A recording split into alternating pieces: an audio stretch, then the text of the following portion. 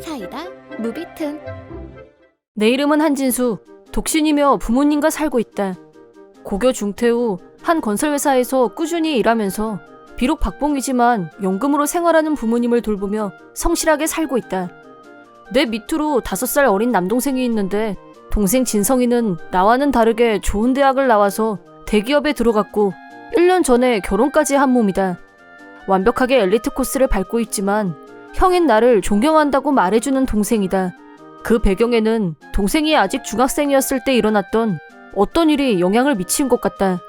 나로 말하자면 성적은 보통이었고 평범하게 고등학교에 진학했고 당연히 졸업도 하게 될 줄 알았다. 물론 나도 좋은 회사에 들어가고 싶었기 때문에 대학 진학을 목표로 입시 공부도 했었다. 그런데 고등학교 2학년 때 부모님 말씀 잘 듣던 순둥이 동생이 좀 컸다고 반항기를 맞이했고 애가 확 달라지더니 엇나가기 시작했다. 불량그룹에 들어가서 경찰서까지 들락거렸고 부모님 속을 까맣게 태우는 문제아가 돼버렸다. 그러던 어느 날 동생이 인근 불량 고딩들과 싸움이 붙어서 일방적으로 난타당하는 장면을 우연히 목격하고 말았다. 사실 난 복싱부 소속이었고 내 동생을 구하기 위해 거기 있던 5명의 고딩들을 전원 병원에 실려보냈다. 이유 여하를 막론하고 결과적으로 사람을 다치게 한 건 분명한 사실이었고 그 일로 학교에서 퇴학 처분이 내려졌다. 자연스럽게 대학 진학은 포기할 수밖에 없었고 대신 취직을 하게 된 것이다. 반면 동생은 그 일을 계기로 반성하고 불량그룹에서 손을 씻고 나와 열심히 공부하는 성실한 학생이 됐다. 나는 그런 동생을 열심히 응원했고 형편이 넉넉하지 않았던 부모님을 대신해 내 월급에서 4년 동안 동생의 학비를 냈다. 그렇게 동생은 명문대를 나와서 무사히 대기업 입성의 꿈을 이뤘다. 그런 과거가 있었기에 동생한테 존중받는 형이 됐지만 사이좋은 우리 두 형제 사이를 갈라놓으려는 회방꾼이 나타났다. 그건 바로 재수씨 왕재숙. 우리 가족사에 대해서 잘 모르고 있는 재수씨는 나를 그저 중졸 무식자, 부끄러운 존재로 여겼다. 온화한 성격의 동생은 자기 아내한테 말조심하라며 주의를 줬지만 화를 내거나 하는 일은 없었다. 집에 올 때마다 대놓고 나를 무시하는 재수씨한테 나도 사람인데 울컥 화가 치미는 일도 있었다. 한 번은 설 명절을 맞이해서 집에 동생 부부며 다른 친척들까지 모두 모여서 같이 식사를 하고 있었는데 술에 취한 재수씨가 나한테 오더니 막말을 하기 시작했다. 진짜 어이없어. 우리 진성씨 같은 엘리트한테 중졸짜리 형이 말이 돼? 야, 재수가! 중졸에 돈도 없어 결혼도 못해. 그런 사람이 같이 앉아서 밥 먹을 자격이 있냐고 내 말은. 그럼 뭐 내가 자리 비켜주면 되겠네. 형! 무슨 소리야! 야 왕재수, 너 취했어! 당장 형한테 사과해! 내가 전부터 말하고 싶었는데 자기 형 진짜 머리가 모자란 거 아니야? 중졸로 어떻게 먹고 살 생각이었대? 봐! 벌써 30인데 아직도 부모님한테 얹혀 살잖아. 안 쪽팔리대? 나는 쪽팔려서 어디 가서 이런 사람이 시 아주버님이라고 말도 못하고 다녀. 그 자리에 있던 가족 친지들은 내가 왜 중졸자가 됐는지 모두 알고 있었기 때문에 재수씨의 발언에 모두들 몹시 불쾌한 내색이었다. 집안 분위기가 더 이상 험악해지는 걸 보고 싶지 않아서 내 방으로 들어가려는데 순둥이 동생이 버럭 소리를 질렀다. 너 그 입 못 다물어? 주인은 찬물을 끼얹은 것처럼 조용해졌고 재수씨는 놀라서 입을 벌린 채 얼어붙었다. 내가 대학에 들어간 거 졸업한 게 다 누구 덕인지 네가 알아? 우리 형 아니었으면 나는 동네 양아치들하고 어울려 다니면서 제대로 학교도 못 다녔을 거고 그랬으면 지금 난 한 번 말을 꺼낸 동생은 자기가 지금처럼 대기업 사원이 되기까지 뒤에서 내가 얼마나 많은 뒷바라지를 해줬는지 재수씨한테 설명했다. 또 나한테 함부로 말하는 재수씨의 태도가 얼마나 무례하고 무식하고 몰상식한지에 대해서도 맹렬하게 비난했다. 동생의 분노가 범상치 않자 재수씨는 금방이라도 울 것 같은 얼굴을 하고 미안하다고 말했다. 알았으니까 이제 그만 진정해. 난 그런 거 몰랐잖아. 알면 나도 안 그랬지. 근데 왜 이렇게 화를 내? 몰랐으면 그게 누구라도 사람한테 그런 무례한 말을 함부로 해도 되냐? 사람 모욕 주고 나서 난 몰랐다고 하면 그걸로 끝이야? 알았어. 미안해. 내가 잘못했어. 이 집에서 나가야 될 사람은 너야. 뭘 또 그렇게 심하게 말해? 알았어. 내가 먼저 집에 가면 되잖아. 재수씨는 결국엔 자기가 화를 내고 집으로 먼저 가버렸다. 재수씨가 나가자 동생은 명절 분위기를 망쳐서 죄송하다며 사과했다. 형, 나 때문에 친척들까지 모인 자리에서 기분 상하게 해서 미안해.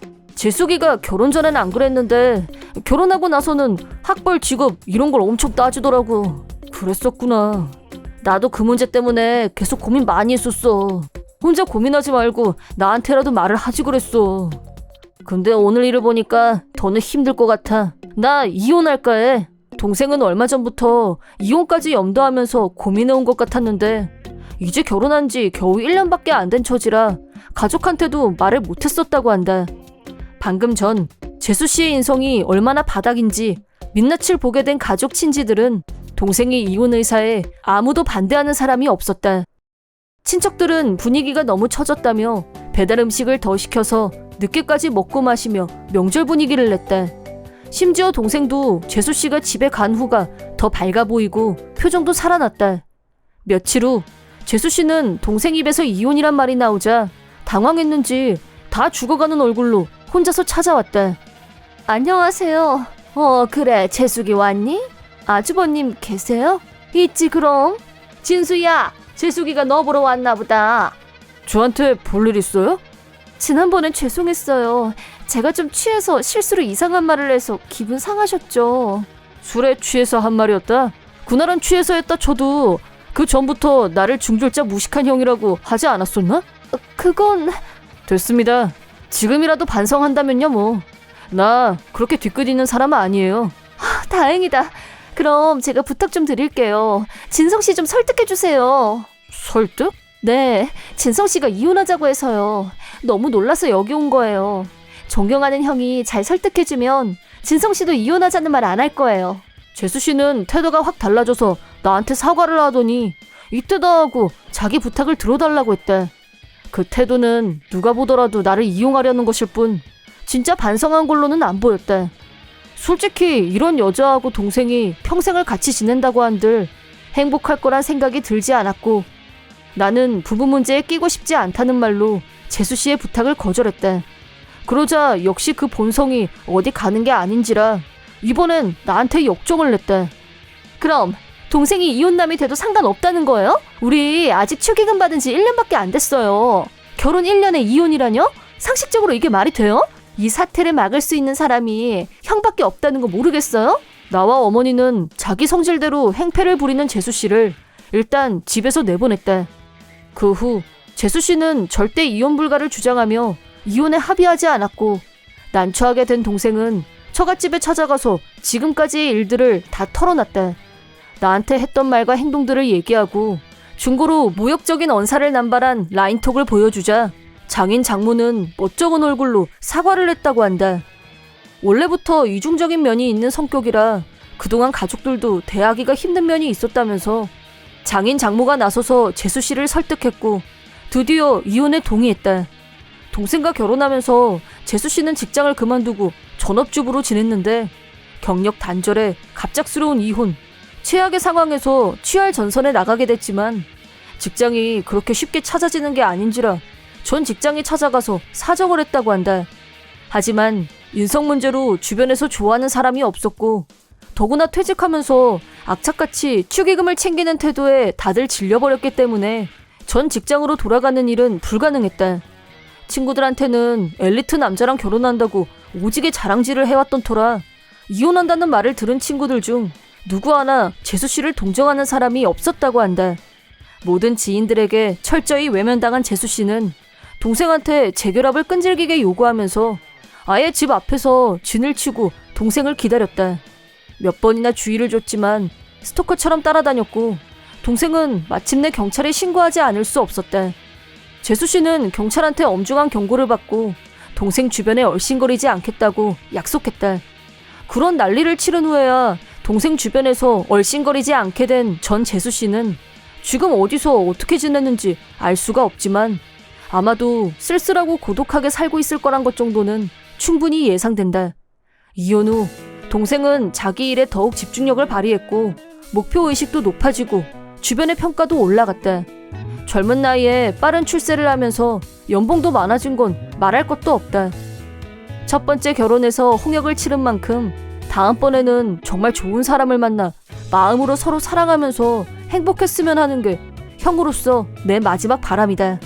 한편 나는 1년 전쯤 동생 결혼식장에서 알게 된 동생의 직장 동료와 사랑에 빠졌고 32살에 새 신랑이 됐다.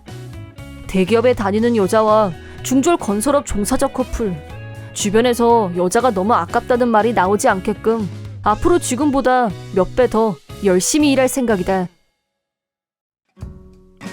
이번 영상은 어떠셨나요? 재밌게 보셨다면 구독, 좋아요에 댓글까지 달아주시면 감사하겠습니다. 그럼 다음 영상에서 만나요.